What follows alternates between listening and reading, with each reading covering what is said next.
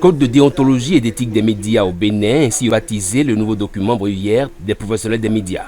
Le code de déontologie s'intitule désormais Code de déontologie et d'éthique des médias au Bénin, en parfaite harmonie avec la dénomination de l'Observatoire de la déontologie et de l'éthique dans les médias au Bénin.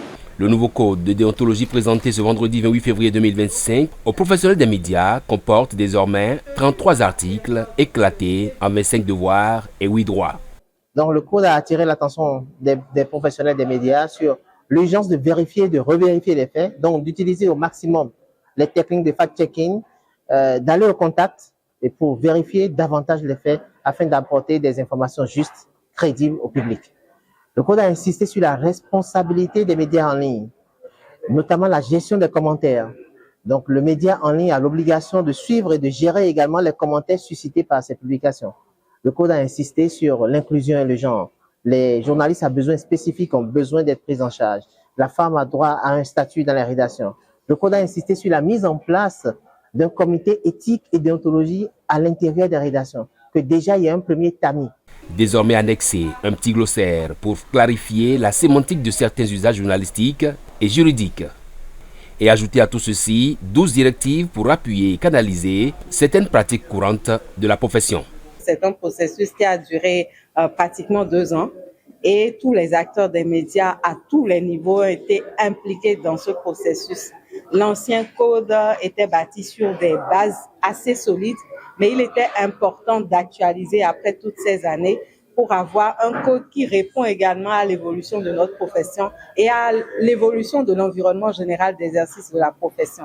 Il y a des aspects très innovants qui entrent aujourd'hui dans le code, justement l'aspect pour plus d'attention à l'égard des femmes avec l'inclusion.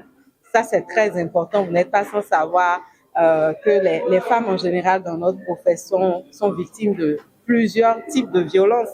Et il est important qu'aujourd'hui, avec le code, on arrive à rétablir dans une certaine mesure l'équilibre. C'est vraiment une vingtaine d'ateliers tout au moins, des centres dans les 12 départements, des contributions et des aînés. Et ensuite, nous avons eu donc des travaux de relecture de nos aînés qui ont regardé après tout ce qui a été fait. Donc, c'est un travail collectif et c'est à notre actif à tous. C'est à saluer la démarche, l'abnégation de tous les journalistes qui ont contribué à ce travail. L'armée et la police, partenaires des hommes des médias sur le terrain de la collecte de l'information, sont représentés à cette séance. Le nouveau document adopté place maintenant à sa vulgarisation. L'Assemblée spéciale et l'ODEM prévoient parcourir les départements à la rencontre des professionnels des médias pour les informer, les former et les engager sur les nouveaux principes du Code. Avec la ferme conviction que le Code sera édité en livret de poche grâce à l'appui des partenaires.